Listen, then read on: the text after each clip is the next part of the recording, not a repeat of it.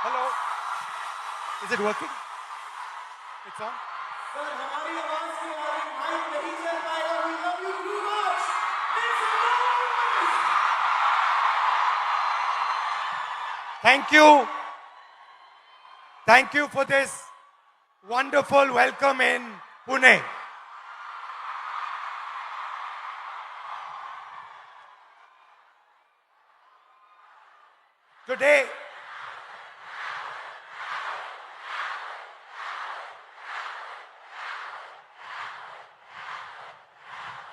Today, I came to Pune not to give you a lecture, not to tell you what I think, not to talk politics to you, but more to allow you to express yourself, to say what you feel, to say what you think. And what I've done is I've put a little framework, some ideas to allow you to think, express yourself. And we'll discuss some of these ideas with young ladies from the crowd this evening. So I'd like to first of all start by welcoming everybody. सबका मैं यहाँ स्वागत करता हूँ और पहली बार शायद मुझे बॉयज कम दिख रहे हैं या दिख ही नहीं रहे हैं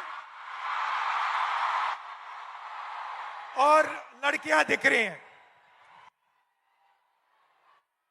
The idea behind this evening is, as is written over there, break the cage.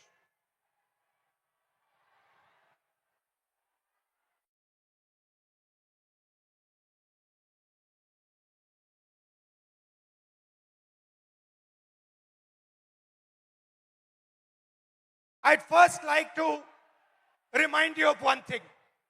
Can I do that? Now, all of you in your lives must have been told many things, nice things, bad things. Many of you must have felt scared. You feel scared sometimes on the street? You do? But I want you to remember one thing. If there's one thing that you remember from this evening, it is this: that every single one of you is unique in this universe. If I was to look for any one of you, I will not be able to find a replica of that person. You are unique. You are special, you're individual, and you have your own dream, your own vision for your life. Am I right or am I wrong? I'm right. Many times, people ask me, what is India's biggest strength? And you get many answers when you ask this question. Somebody will say our economy. Somebody will say our military. Somebody will say our medical system. Somebody might even say our people. But I am very clear on what is India's biggest strength, our biggest asset. And that strength is 70 crore unique journeys, unique imaginations, unique dreams that the women of India are living. Somebody might say to me, well, there are 70 crore men. How do you say that 70 crore women are more important? What is your logic? My logic is the following. Women are by nature more sensitive, more gentle, more compassionate, and more forward-looking than men. And that is why I believe fundamentally that India's women, young, old, are India's biggest asset. Now, एक problem है, बहुत बड़ी problem है. Problem क्या है? Problem है कि whenever I speak to a man, women are put in three boxes. You are either seen as a daughter, as a wife, or as a mother. Now, there is nothing wrong with being seen as a wife, daughter, or mother. Nothing wrong with it. But this cannot be your only identity. It cannot be that we have brilliant women who are doing completely fascinating and different things, who are professionals, who are sportswomen, who do multiple different things, and then the only identity that they are given by our men is these three.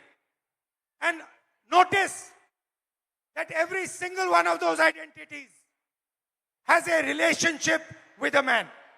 So you are either a mother or a wife or a daughter.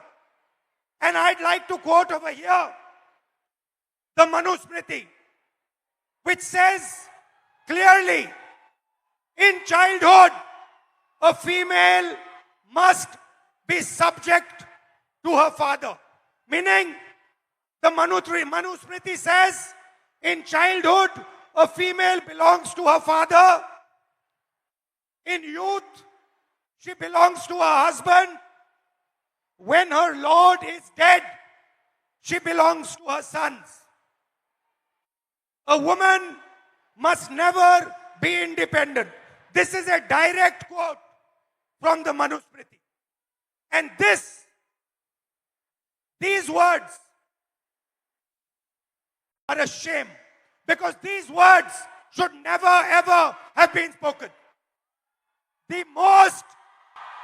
Hello, how are you? Hello.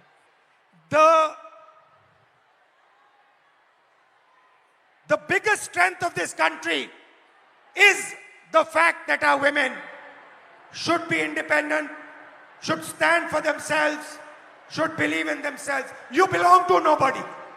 You do not belong to anybody except yourself. You have a relationship with your father. You have a relationship with your brother. You have a relationship with your husband. You have a relationship with your son. But you do not belong to them. You belong to yourself. And I'd like to listen to you. Hello, थोड़ा sir. आपका opinion सुनना है. थोड़ा परिचय कीजिए अपना. Yes. Hello, I am Advocate Rama Prasad Zavre. I have recently graduated. I'm a lawyer and I will be pursuing masters after this. I have noticed in the last 5 years that I spent taking my degree that women in my field are subjected to such stereotypes that my classmate would not be. They are given opportunities, networking opportunities, and even cases being handed to them only because they are men and they don't have a family. It doesn't matter if they stay home or not. Also, I have heard from my senior that it is a waste spending money on my LLM only because after a few years I won't be practicing and I will be raising a family, and it's really sad to see that my degree is just diminished to a point in my biodata. So when this happens, when you're in an exam at work and you're being told that you're a second-class citizen, that your degree does not matter, a man's degree matters, your degree does not matter, how does it make you feel inside? What do you want to say to India to your friends here about how you feel, because I'm sure a lot of them also feel the same way. Definitely. I want my colleagues, my teachers, my friends to have confidence in me that I won't need to prove that I have that degree. I studied for it, I put my energy, efforts into it, and I will be successful. I don't think I need to prove it to a man. Because Now, this is, I like this. She's saying that why do I need to prove it to a man?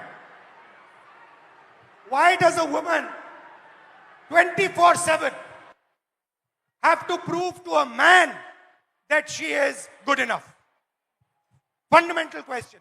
Would you like to say something about that? Hello, my name is Jnaneshwari. I'm from Pune, Maharashtra itself. I completed my master's in culture, media and governance from Jamia University, Delhi. And I lost my father before 3 years. And after that, he got a cancer. After that, there was so much family pressure, society pressure, community pressure. My dad was a sanitary worker. And I had a huge pressure. You have to do the relinquishment certificate. You have to submit the certificate. You will not. If I'm asking anything in a property or in anything, it's like I'm asking for.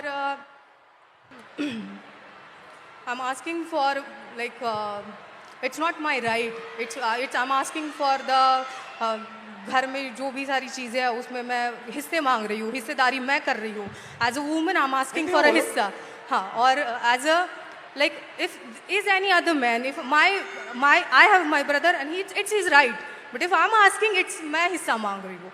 If your brother is asking, Yes. it's his right. Yeah. And if you are asking, मैं हिस्सेदारी कर रही हूँ घर Your में. मैं हिस्सेदारी कर रही हूँ. हिस्सेदारी. Okay. Yes.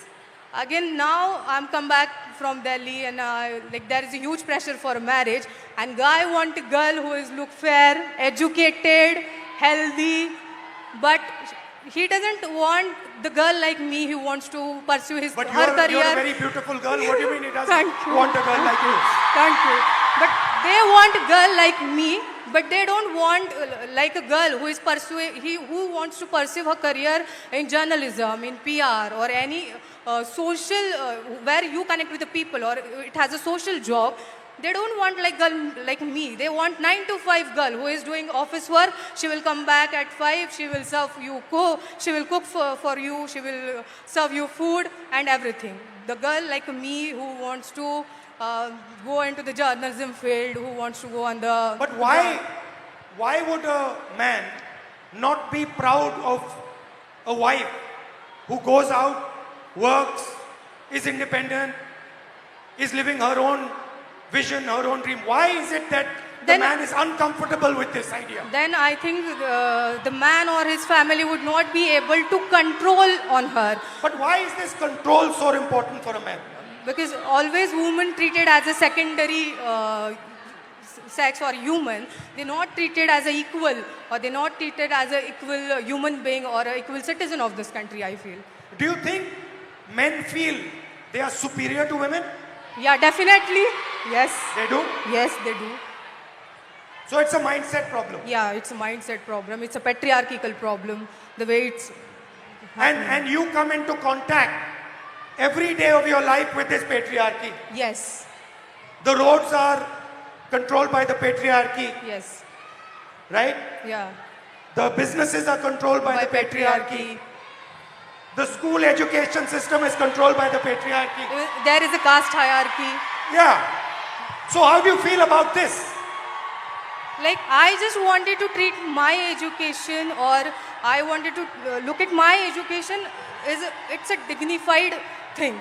I wanted to treat myself as a human being, not as a secondary person or the citizen of this country. Do you get angry? Every day, You get every angry night. that what is going on? How is Yes. this happening? Yes, every day I got angry. Every night I started thinking about this, how it's like this. I'm educated. I completed my masters in Jamia. Still, I'm facing this. I'm an educated one. still I have to face this every day, every night, in every table conversation.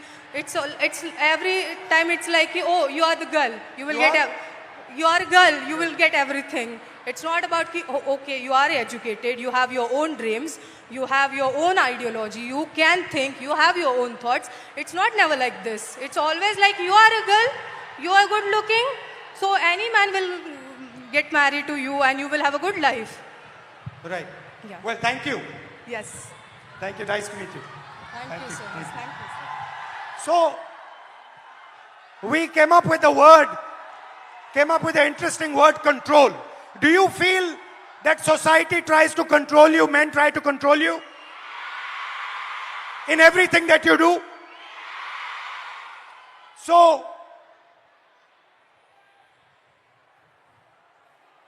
here is a trap. And there are 4 methods of control. And I want to understand from you, have I got this right or have I got this wrong? The first method of control, violence. Second method of control, disrespect. Time is used against you. And in every single sphere of life, in some way or the other, men and the system is trying to control you, make sure that you do exactly what it wants. Agreed? And very interestingly, this oppression is disguised as concern. Ki we are very concerned about you. That is why we need to control you. Yes? Okay. So, let's discuss a little bit about violence. Let's discuss a little bit about violence. ये जो line है, कुछ हो गया तो, ये आप अपने को बोलती हो? बाहर जाएंगे तो कुछ हो गया तो? Family members tell you, उधर मत जाओ, कुछ हो जाएगा, right?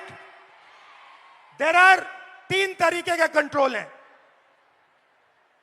3 तरीके की हिंसा है, सॉरी. एक तो डायरेक्ट है. मैंने आपको पहली फोटो दिखाई, उसमें मैंने कहा कि 70 crore journeys are there. First thing to understand is before they are born, पैदा होने से पहले हर साल 4.5 लाख लड़कियों की हत्या होती है. That is the first violence, पहली हिंसा. दूसरी हिंसा, हरासमेंट. इस भीड़ में से 80% लड़कियों को कहीं ना कहीं हरास किया गया है. राइट? सड़क पे, बस में, रेस्टोरेंट में, स्कूल में, कॉलेज में 80% महिलाओं को हरासमेंट किया जाता है. तकरीबन 30%, 29% महिलाओं पर फिजिकल वायलेंस होती है. घर में, सड़क पे मारा जाता है, धमकाया जाता है, पीटा जाता है. और फाइनल आंकड़ा अनबिलीवेबल, 100 में से 6 महिलाओं को हिंदुस्तान में रेप किया जाता है. 100 में से 6 महिलाओं को हिंदुस्तान में रेप किया जाता है. यह हुई डायरेक्ट फिजिकल वायलेंस.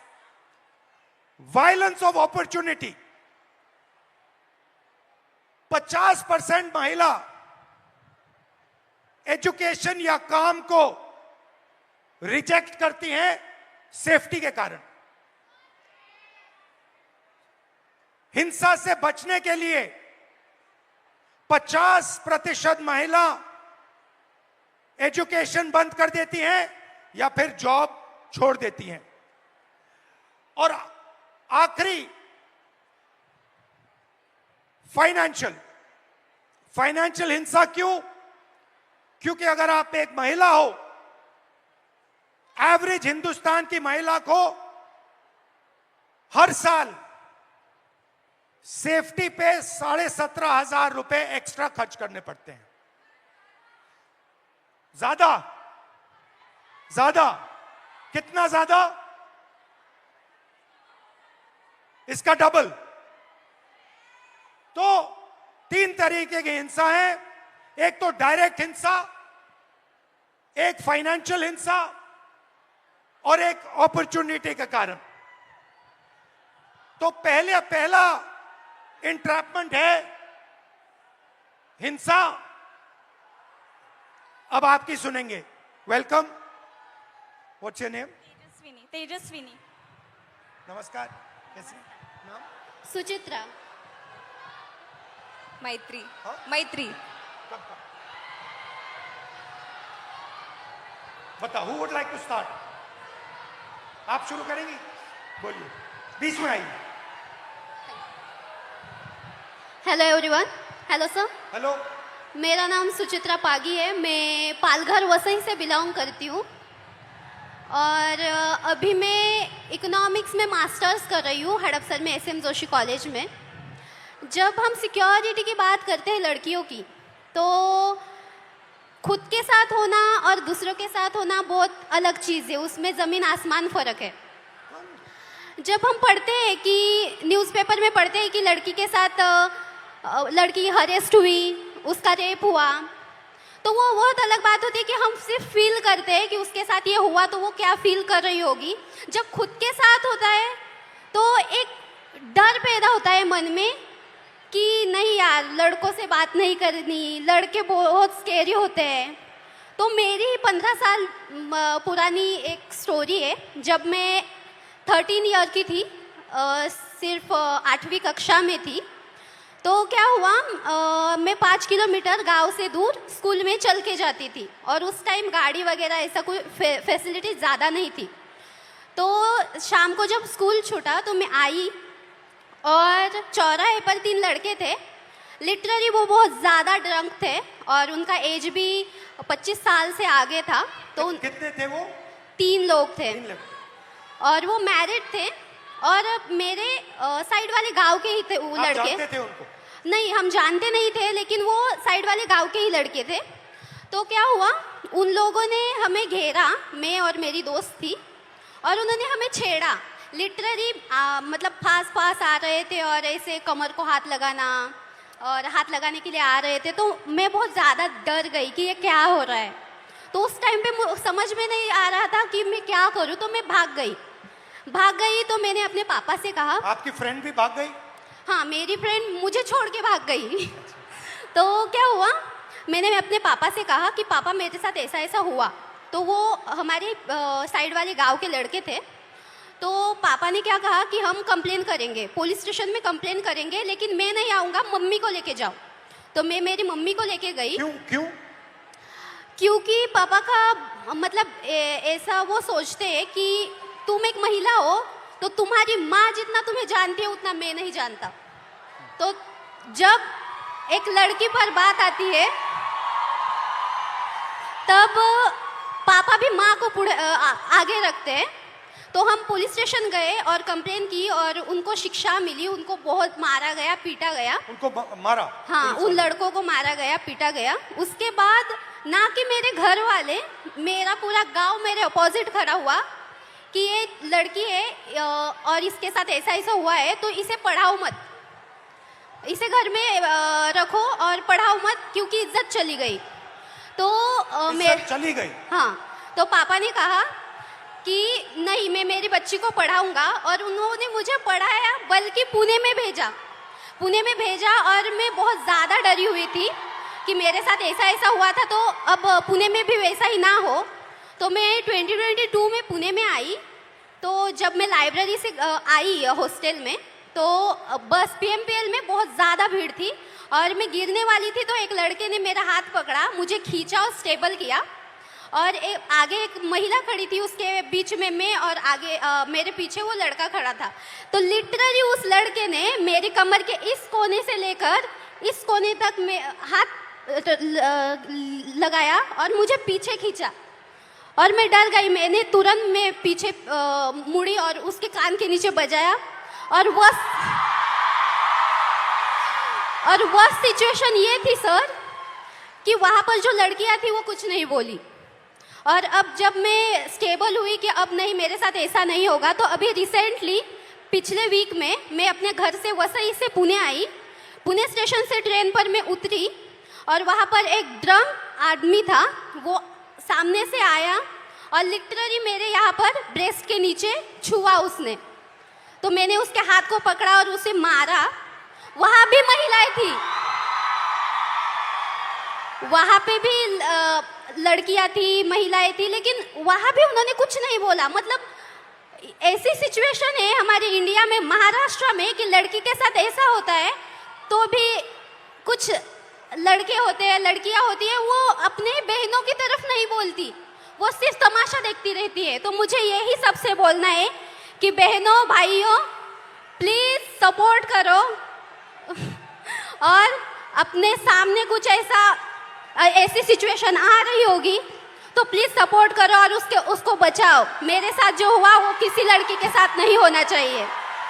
और मैं बताना चाहूँगी सर कि अभी जो मेरे साथ जो इंसिडेंट्स हुए, तो मैं बहुत ज़्यादा डरती हूँ लड़कों से। मेरे मन में एक डर बैठा हुआ है कि लड़के सब ऐसे ही होते हैं, लेकिन आई एम सॉरी टू से, बट सारे लड़के ऐसे नहीं होते ना। Thank you.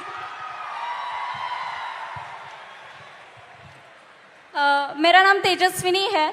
मैं फैशन टेक्नोलॉजी में मास्टर कर रही हूँ, अभी 2nd ईयर में हूँ। मैं एक छोटे से गांव से आती हूँ। हम 4 बहनें हैं और एक छोटा भाई है। मैं आफ्टर 10 जब पुणे आई तो बेसिक तक का एजुकेशन है वो पूरा किया। कुछ रिश्तेदार, घर वाले, मेरी सिस्टर्स की सपोर्ट के बेसिस पे। पर आफ्टर दैट मैं आगे पढ़ना चाहती थी, तो मेरे घर वाले बोले कि अगर तुम्हें पढ़ना है तो अब शादी कर लो और पति के घर जाके जो करना है वो कर लो। देन आई डिसाइडेड कि नहीं, मैं नौकरी करूँगी और पढ़ूंगी। तो अभी 5 साल से मैं नौकरी कर रही हूँ और साथ में पढ़ाई कर रही हूँ। मेरे कुछ मतलब इस स्ट्रगल में मेरे कुछ दोस्तों ने मुझे साइकिल खरीद के दी। तो ये सब मैनेज करते मैं जब साइकिल से ट्रैवल करती हूँ तो मतलब इतना आम हुआ है, इतना नॉर्मलाइज हुआ है कि कोई भी आके कट मार के चला जाता है, या फिर कमेंट पास करके चला जाता है, या कुछ गाना गाता है जो सेक्सिस्ट सॉन्ग हम बोलते हैं वो कर देता है। तो मतलब ये इतना नॉर्मलाइज हुआ है कि मैं अभी रिएक्ट करना भी मैंने छोड़ दिया है, क्योंकि मैं करूँगी तो भी क्या करूँगी। क्योंकि जो मैंने सुना था रेसलर के साथ जो हुआ, जिन्होंने हमारे देश के लिए गोल्ड मेडल लेके आए, उनके जो गुनहगार थे उनको क्लीन चिट दे दी। तो मैं तो एक सामान्य घर की लड़की हूँ जिसको ठीक से सपोर्ट भी नहीं है। और मुझे और एक बात कहनी है, क्योंकि मैं जैसे मैंने कहा गांव से आती हूँ, तो मैंने अपने 10th तक की जो एजुकेशन है वो गवर्नमेंट स्कूल्स में की है, जो कि अभी 90,000 के ऊपर स्कूल बंद हुए हैं। और मेरी सारी बहुत सारी लड़कियां हैं जो वही स्कूल में पढ़ती है, और उनका अभी वहाँ पढ़ना बहुत मुश्किल हो जाएगा, क्योंकि कौन सी भी माँ अपनी छोटी सी बच्ची को 10 किलोमीटर आगे नहीं भेजेगी। मेरा 10th तक का हुआ तो मैं यहाँ तक आ गई, पर पता नहीं जिनके स्कूल बंद हुए हैं उनका क्या होगा। तो मेरी बस इतना ही कहना है। Hi, my name is Maitri.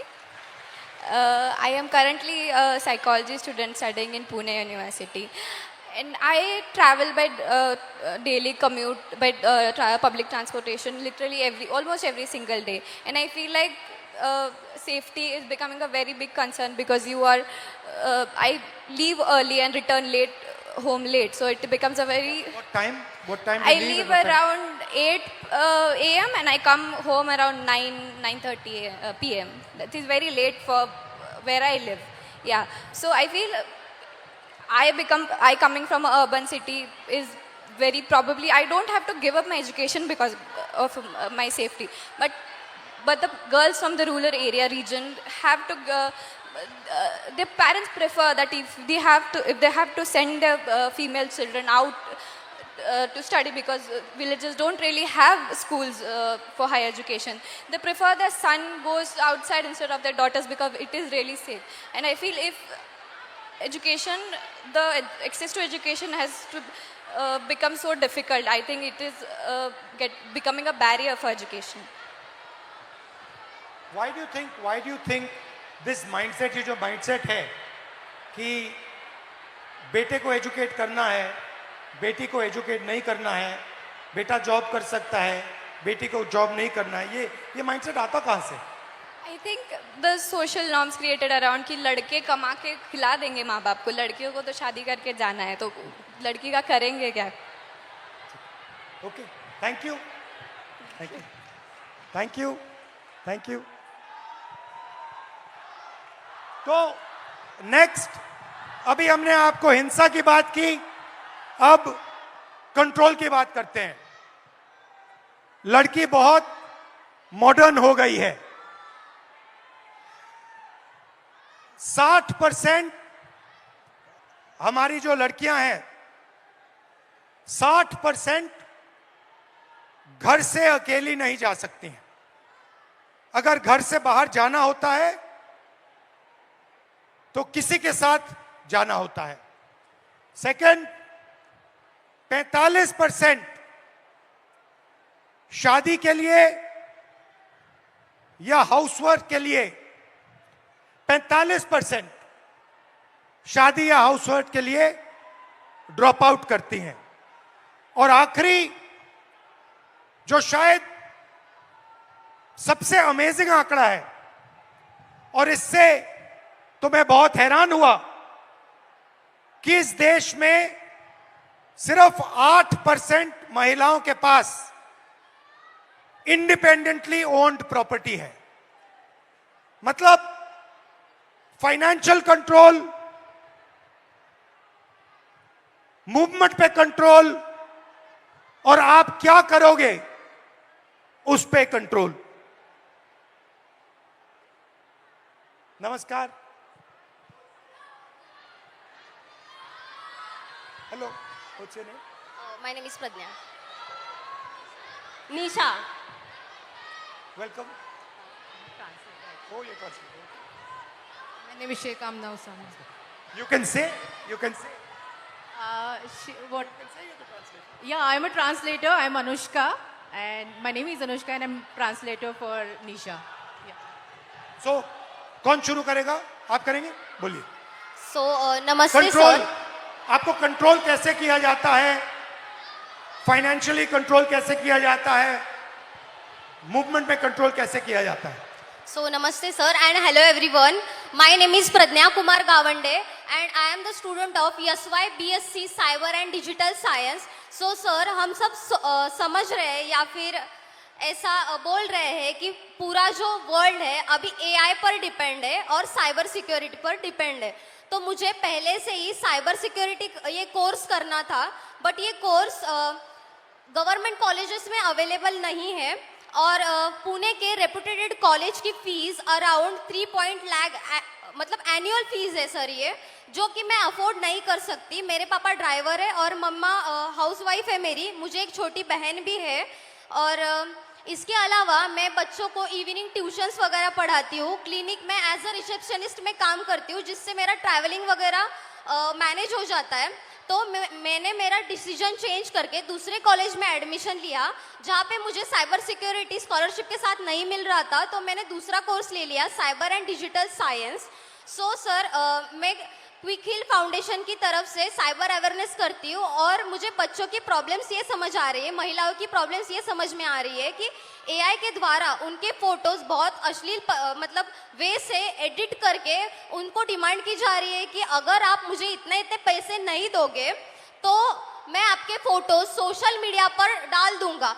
और इसका सोल्यूशन सिर्फ और सिर्फ साइबर सिक्योरिटी जो वॉरियर्स जो साइबर वाले हैं उनके पास है। और ऐसे कोर्स को हमें स्कॉलरशिप क्यों नहीं दी जा रही है, और स्कॉलरशिप नहीं है तो गवर्नमेंट में ये कोर्स क्यों नहीं है। और ठीक है, अगर हम लड़कियां ये वर्किंग होके सीख रहे हैं तो फैमिली के रिस्ट्रिक्शंस और सोसाइटी के रिस्ट्रिक्शंस कि इतने बजे घर क्यों आ रही हो, कॉलेज के अलावा आप इधर उधर क्यों घूम रही हो, इतने बजे इसका कॉल क्यों आ रहा है, बाहर जा रहे हो स्कार्फ बांध के ही जाओ, या फिर और कुछ, इनसे बात मत करो, उनसे बात मत करो, ये मत ये पहनो। आपके मम्मी पापा कहते हैं, कौन कहते हैं आपको? एक्चुअली मेरे मम्मी पापा सपोर्टिव है, बट हम ऐसे एरिया से आते हैं कि अगर हम पुणे में भी रह रहे हैं तो थोड़ा एरिया अलग पड़ता है सर, वहाँ पे सोसाइटी उनको रोक टोक करती है, और वो भी सोसाइटी के प्रेशर के अंडर, अगर हम पढ़ रहे हैं और हमारे ऊपर फाइनेंशियल प्रेशर है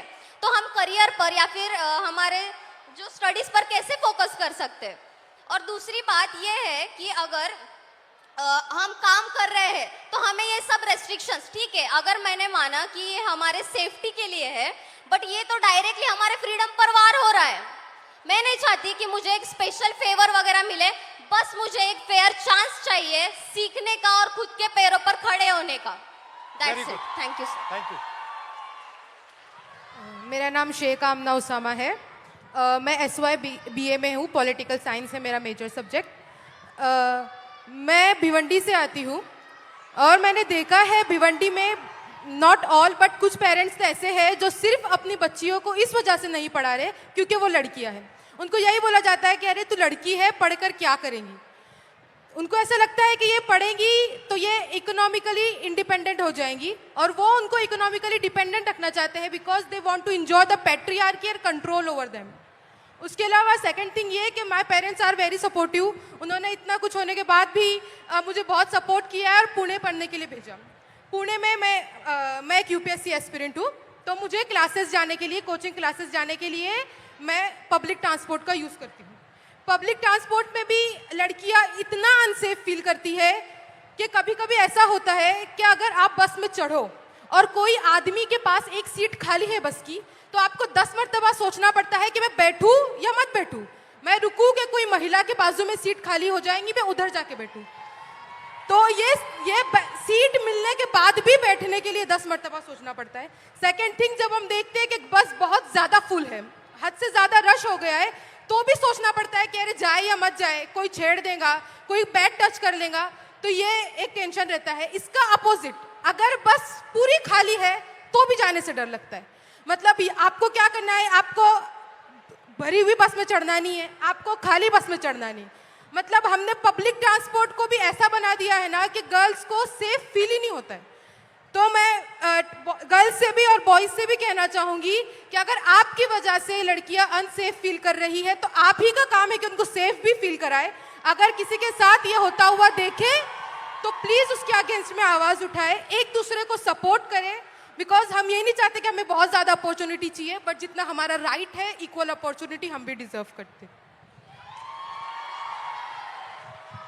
हेलो राहुल जी, मैं आपको सबसे पहले बताना चाहूँगी कि मैं सुबह से मुझे बहुत बुखार है, लेकिन उसके आगे की बात ये है कि मैं जो मांजरे में पिछले 10 दिनों से भूख हड़ताल चल रहा है, जो मेरे भाई बहन जो अनशन पर बैठे हैं, वहाँ से मैं आई हूँ। तो मुझे कहाँ बैठे हैं? मांजरे में, पुणे में ही। अच्छा, और क्या कारण क्या है?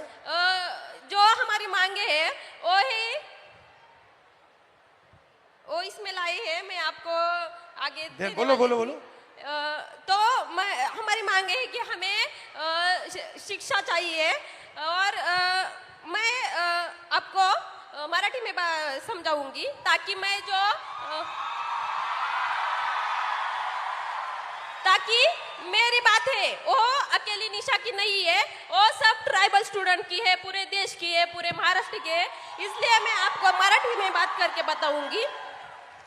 जो आम्ही जे उपोषणासाठी बसलेलो आहोत, आमचे भाऊ आणि त्याच्यामध्ये आमच्या 2 बहिणी देखील बसलेल्या आहेत, आणि त्यातलीच एका बहिणीची तब्येत खूप नाजूक झाली, तिला आज हॉस्पिटलमध्ये नेलंय। आणि हे सगळं असताना देखील जेव्हा आमचे प्रतिनिधी मंत्रालयामध्ये गेले तर तेव्हा आमचे आदिवासी विकास विभागाचे मंत्री आहेत ते काय बोलले असतील तुम्हाला सांगितलं तर तुमच्या अंगावर काटा येईल। ते म्हणतात सॉरी, मी याच्यावर काही करू शकत नाही, हे सीएमच्या हातात आहे. मग तुम्ही जर आदिवासी विद्यार्थ्यांच्या विकासासाठी तिथं बसलेत तर तुम्ही जर तिथं आमच्या विकासासाठी बसल्यात आणि तुम्ही जर आमचा विकास साधू शकत नाही तर तुमचा तिथं बसण्याचा अधिकार नाही, हे मी आज ठणकावून सांगते. आणि दुसरी गोष्ट म्हणजे मी अजून एक सांगेल की ज्या आमच्या भागामध्ये ज्या आश्रमशाळा असतात तिथं जे सेंट्रल किचन पद्धत लागू केली, जसं की एका ठिकाणी जेवण बनणार आणि ते 70-80 किलोमीटर लांब घेऊन जाणार आणि त्यामुळे ते जेवण खराब होतं, त्यामुळे विषबाधा होते. आणि विद्यार्थी आताच एक गोष्ट झाली गडचिरोलीमध्ये, कारण आदिवासी ज्या आश्रमशाळा आहेत त्याच्यामध्ये बेडची सुविधा नाही आहे, पिण्याचं पाणी देखील नाही आहे. त्याच कारणामुळे गडचिरोलीमध्ये विद्यार्थ्यांनी झोपेत असताना त्यांना मण्यार सापाने दंश करून 3 विद्यार्थी मेले आणि 3 विद्यार्थी अजूनही हॉस्पिटलमध्ये आहेत. तर आमची मागणी अशी आहे की त्या विद्यार्थ्यांच्या पालकांना ॲटलिस्ट 1 कोटीची तरी मदत करा आणि ह्या सरकारने त्यांची मदत 4 लाखांवर मोजलेली आहे. तसंच आमचं त्यांना एक म्हणजे मागणं आहे की ज्या आमच्या आदिवासी विद्यार्थिनी असतात, तुम्ही जर पाहिलं ते जे आदिवासी हॉस्टेल आहेत ते जे शहरं आहेत जसं की पुणे, मुंबई, तर जे पुण्याचा जो सेंट्रल भाग आहे तिथं नाही आहेत. मांजरी, कोंढवा और इस वजह से जो हमारा शिक्षण है, हम जो पढ़ते हैं वो पढ़ने के लिए टाइम ही नहीं रहता, क्योंकि 4-4 घंटे हमें वहाँ जाने आने में ही लगते हैं. तर ह्या सगळ्या मागण्या घेऊन आम्ही मागच्या 10 दिवसापासून उपोषणासाठी बसलोय. तर माझी तुम्हाला विनंती आहे की मी तुम्हाला जे आता निवेदन दिलं आहे त्याचा विचार करून तुम्ही आमच्या आदिवासी विद्यार्थ्यांसाठी काहीतरी करून आमचा मागणं सोडवण्याचा प्रयत्न कराल. थँक्यू. तो बताओ ओके इन्होंने अपने कुछ मुद्दे आपके लिए लाए हैं. तो पहला पॉइंट ये है कि आदिवासी कम्युनिटी से वो बिलोंग करती है और आदिवासी डिमांड्स के लिए आ जाओ. इनके काफ़ी भाई बहन सारे उपोषण पे पिछले 10 दिनों से पुणे में ही बैठे हैं. क्या मेन डिमांड क्या है?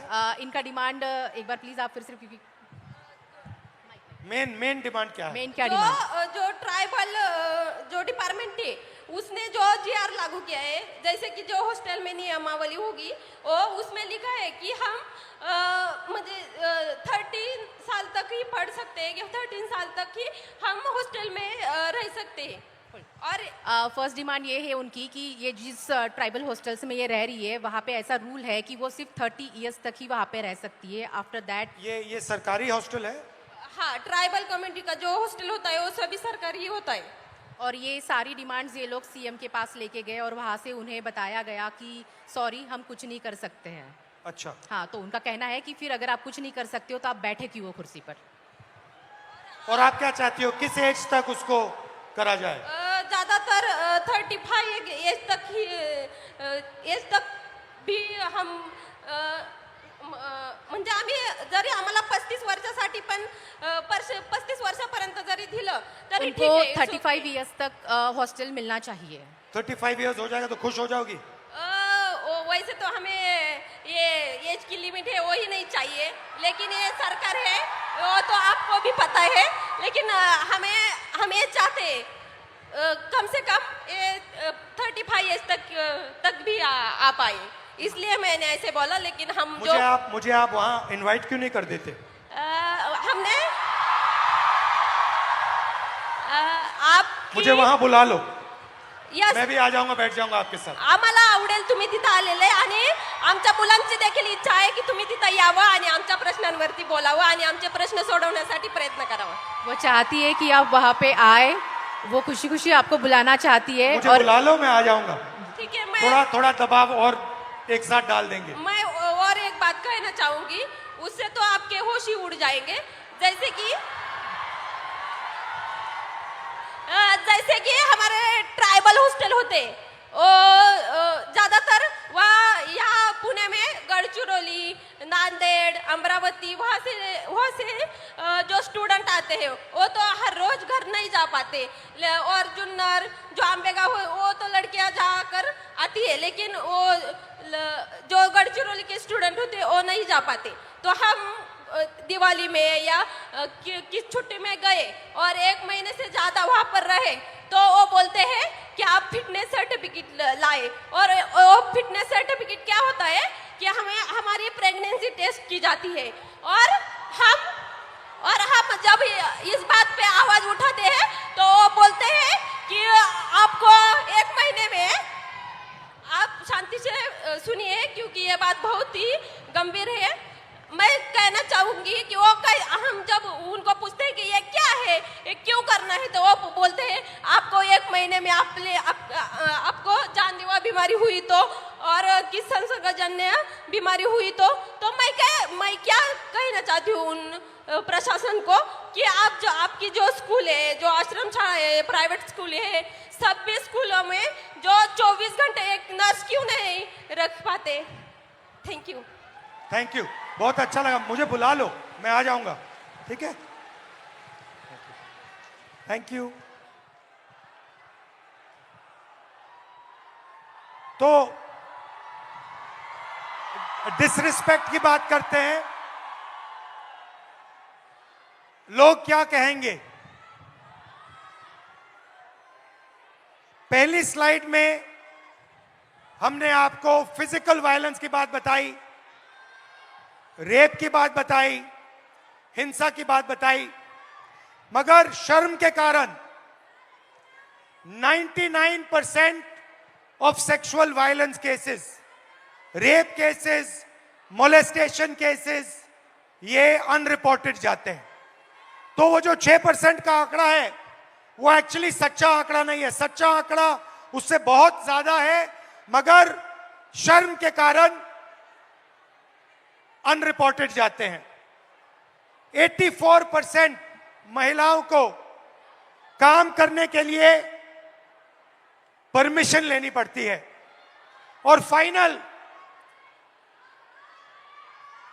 सैलरीड महिलाएं जो हैं, किसी भी जॉब में हिंदुस्तान में अगर आप सैलरीड महिला हैं तो आपको 25% सैलरी पुरुषों से कम मिलती है। तो ये बात हुई डिसरिस्पेक्ट की। आखिरी, आर दे कमिंग? हेलो।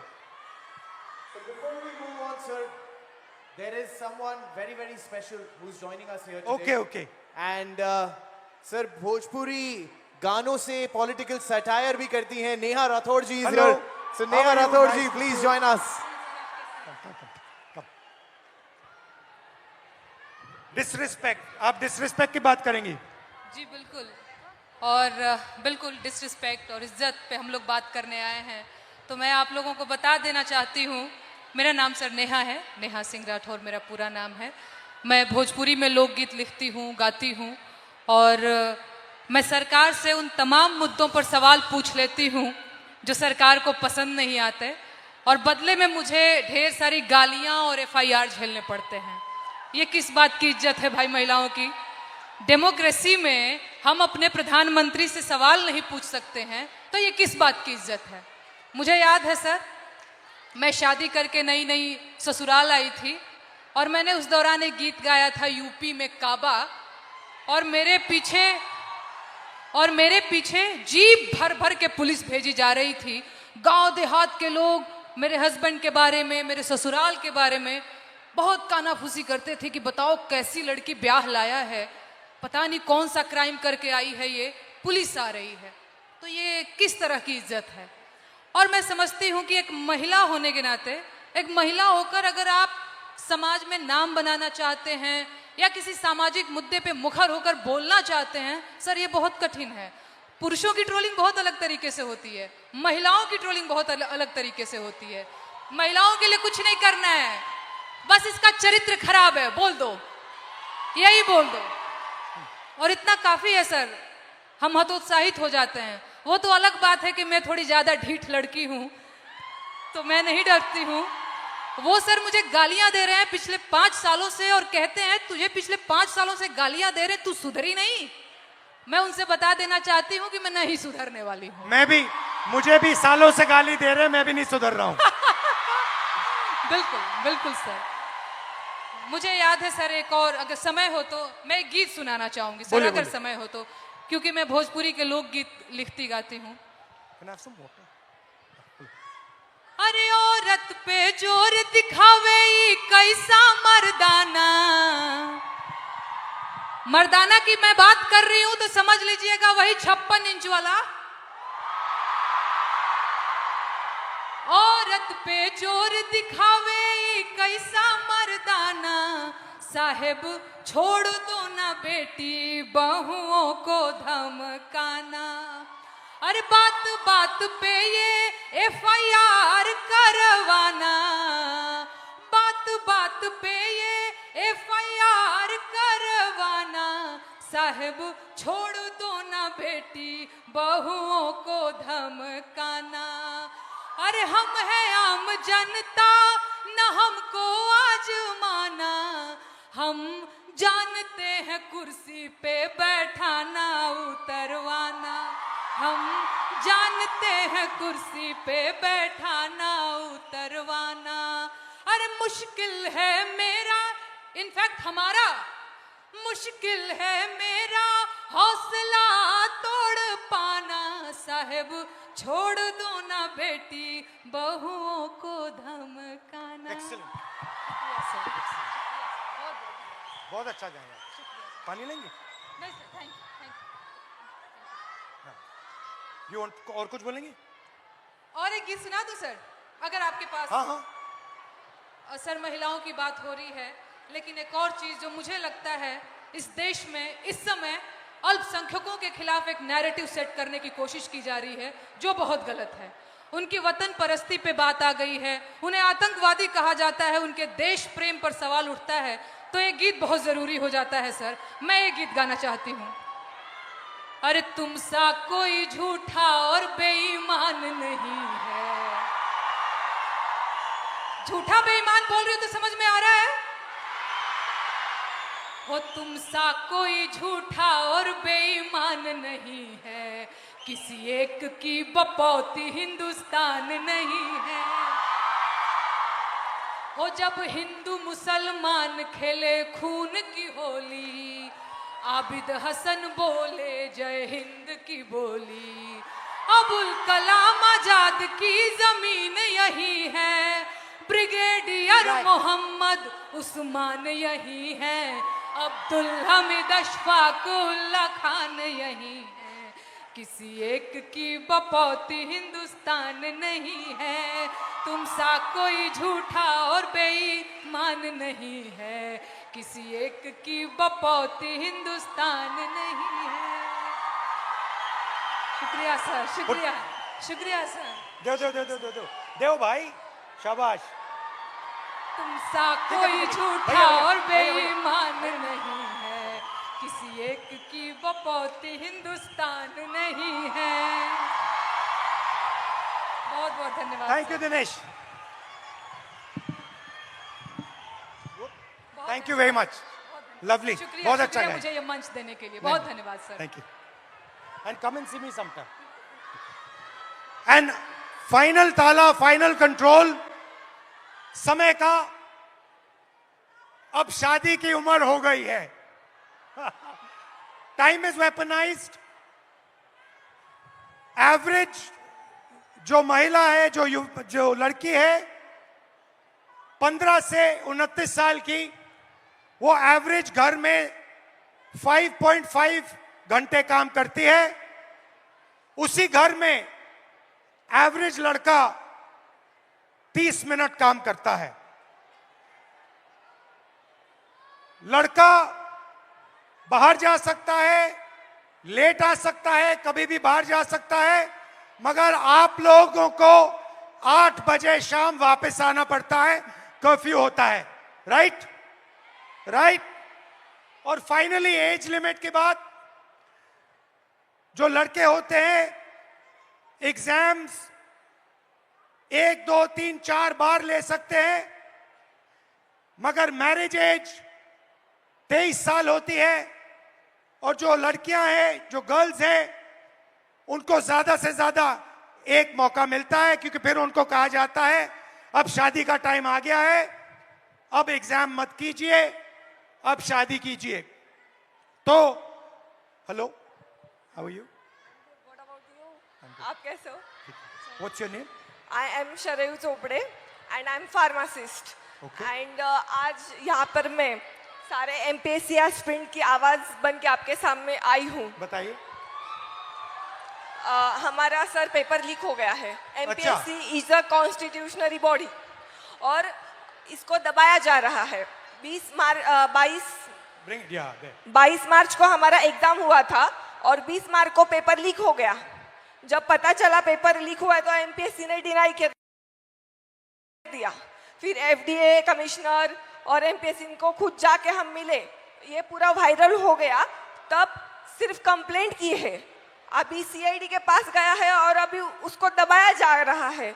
बहुत सारे ऑफिसर्स के नाम आए हैं, बहुत सारे अधिकारियों के नाम आए हैं और इसको सप्रेस किया जा रहा है। We want justice, we want transparency, we want fair examination, because यहाँ पे जितने भी बच्चे हैं वो बहुत दिन रात पढ़ाई करते हैं। Pune is MPSC hub.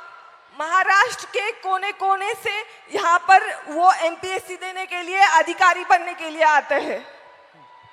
तो जब हुआ तो आपको कैसा लगा? बहुत खराब। हमारा तो दिल टूटा। एज अ वुमन हमें मैरिज का प्रेशर रहता है, घर वालों का प्रेशर रहता है, सोसाइटी का भी प्रेशर रहता है हमें। और जब पेपर लीक होता है तो लड़कियों पर असर अलग होता है, पुरुषों पर अलग होता है, क्योंकि आपकी डेडलाइन होती है, उनकी डेडलाइन नहीं होती है। हमारा तो पूरा करियर खत्म होने के चांसेस रहते हैं 100%। सर ये पेपर लीक कितने हो क्यों रहे हैं? ये इंक्रीज हो गए हैं, बढ़ते जा रहे हैं, ये बढ़ क्यों रहे हैं? क्या लगता है आपको? बोलो क्या मैं क्लियर? जिसको पकड़ा हुआ है, जिसका नाम आया है, वो अभी गुजरात में फरार है। अच्छा। यस। और कुछ बोलना चाहिए? अभी तो बहुत कुछ बोलने का मैंने, टाइम लिमिट है। Don't worry, time is there. Back to back paper leak हो रहे हैं और वो जाके उधर फरार हो रहे हैं जिधर उनका पता ना लगा सके। अभी ये पॉलिटिकल हो जाएगा सर। ज्यादा पॉलिटिकल मत बोलो। हाँ, बेटर नॉट डू पॉलिटिकल। इसीलिए तो चुप हूँ मैं सर। ठीक है, ओके। हमें री एग्जाम चाहिए सर, आप कुछ तो बोलो। यहाँ पे बहुत सारे MPSC के एस्पिरेंट्स आए हैं, उनको सिर्फ एक ही उम्मीद है कि आप री एग्जाम को बारे में कुछ तो बोलोगे। मुझसे क्या चाहते हो? मैं क्या करूं इस पे? आप हमारे साथ रहिए, आप हमें सपोर्ट कीजिए। जो हमारे साथ अनफेयर हुआ है उसको प्लीज, उसको कुछ तो कीजिए। हमारा वो रद्द होना चाहिए। नायब तहसीलदार के लड़का लड़की वो टॉप 5 में है, उनका अगर पिछला रिजल्ट देखा ना, उनको कुछ भी नहीं है, वो A ग्रेड D ग्रेड में है।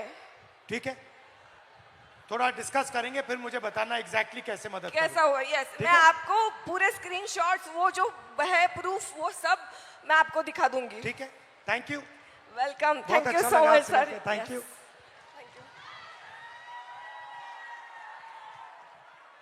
तो शुरुआत में मैंने कहा कि एक माइंडसेट है, मनुस्मृति का माइंडसेट, महिलाओं को दबाने का माइंडसेट।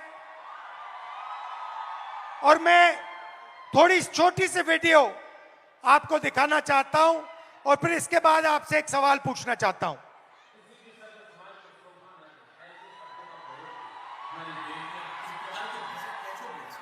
ये 50 करोड़ की गर्लफ्रेंड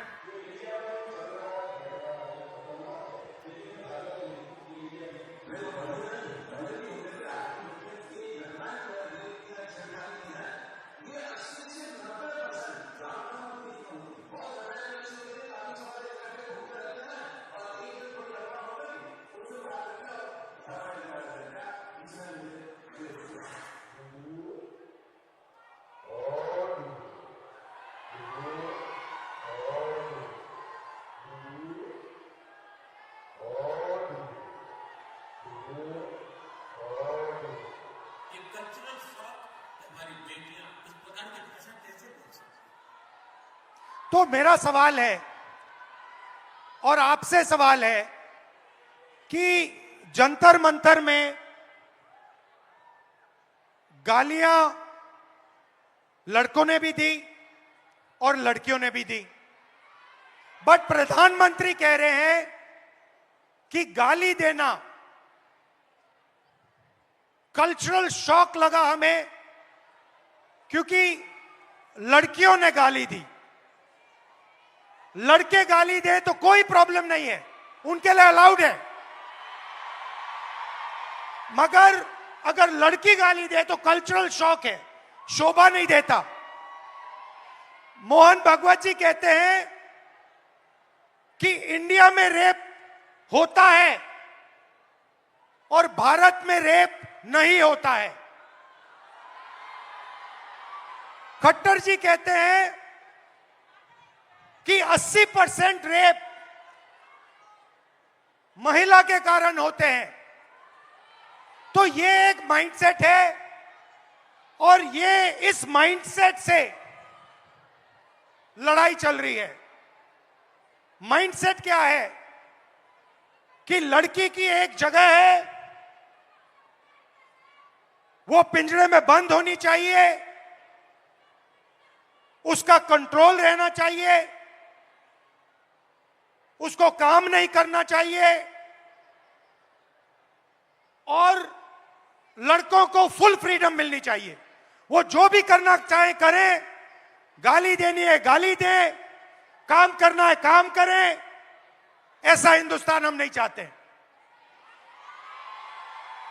हम न्याय चाहते हैं, सबकी रिस्पेक्ट होनी चाहिए, सबकी रिस्पेक्ट होनी चाहिए, लड़कों की होनी चाहिए, लड़कियों की होनी चाहिए। और ये जो आपके दिल में है, जो डर है, इसको जल्दी से जल्दी मिटा देना चाहिए हमेशा के लिए। तो आइडिया क्या है? ये जो महिलाएं हैं, जो लड़कियां हैं, ये हिंदुस्तान की स्ट्रेंथ है।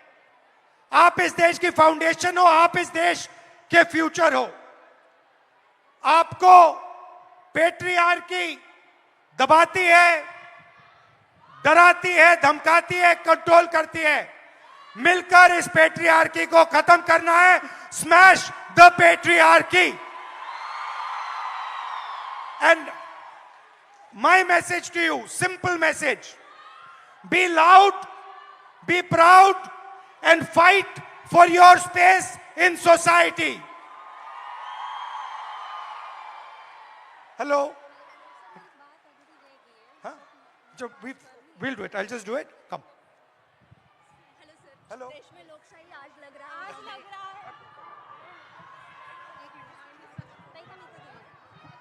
Grab my hand.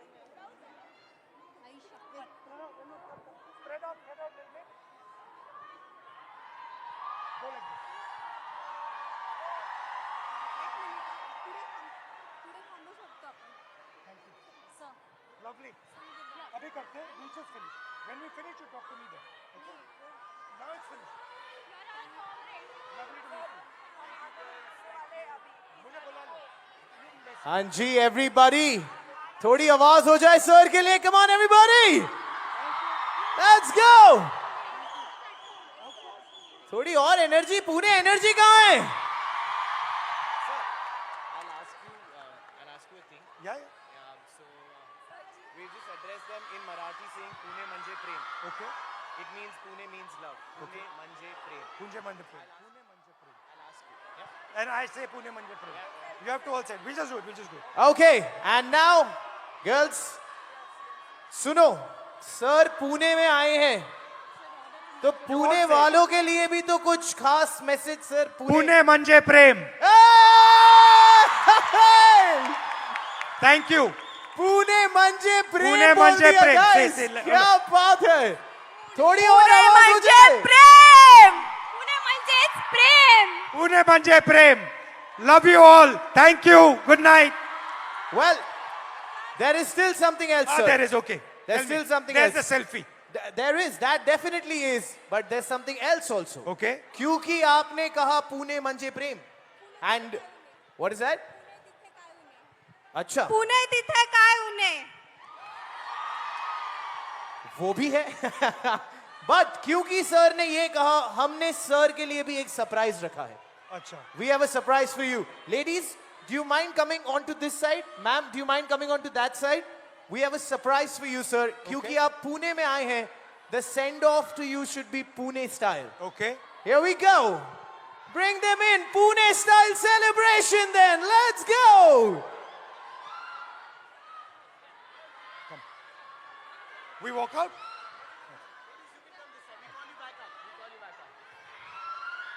Pune ready ho? Pune style ke liye? All right, sir. Here's a surprise for you. 3, 2, 1.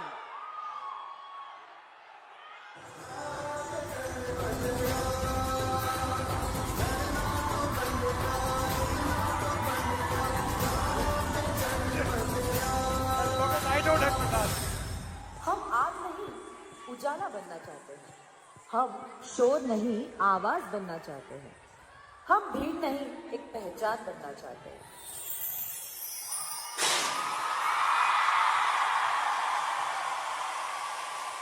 And with that, everybody make some noise for Shri Rahul Gandhi! Thank you. And now the selfie, sir. The epic selfie, 15,000 women coming together. Thank you, girls. Come, Thank you so much. Thank you. Let's get a picture with sir.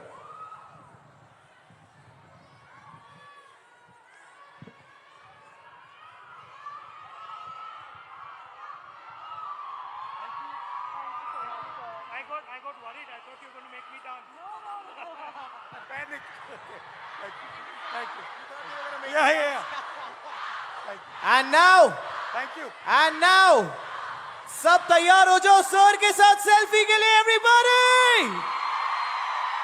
सारे mobile flashlight on, सारे के सारे.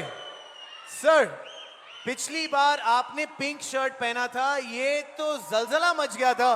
इस बार yellow is the season. I am sure पूरा India ये भी follow करने वाला है. Let's get a nice selfie now everybody. Come on, here we go. Ready.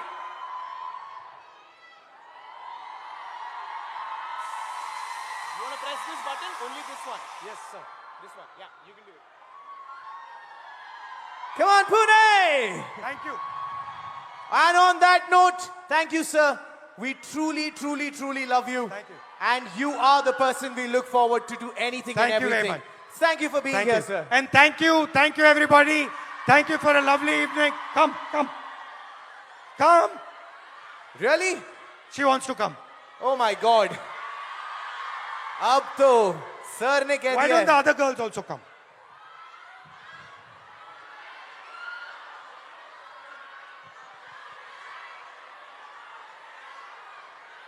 ऐसे ही नहीं कहते कि सर बड़े दिल वाले हैं. सारे आ गए. Everyone is here. Come on.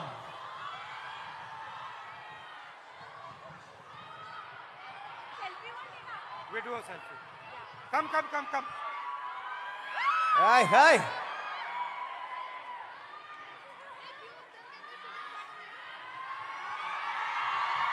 What's your name?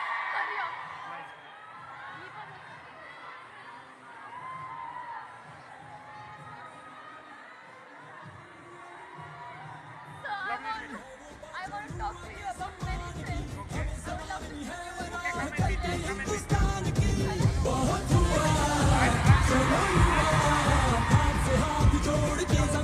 And on that note, Pune, मजा आया तो आवाज हो जाए. एक कल्चरल शॉक. हमारी बेटियां इस प्रकार की भाषा कैसे बोल सकती? क्या बेहतरीन दिन रहा है सारे लड़कों को वहां पे. Thank you brothers. Thank you. Good night.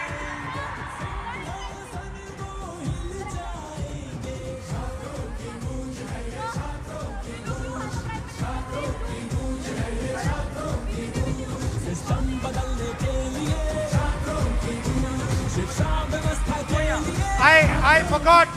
Welcome and love you to the boys also. Good night. Thank you.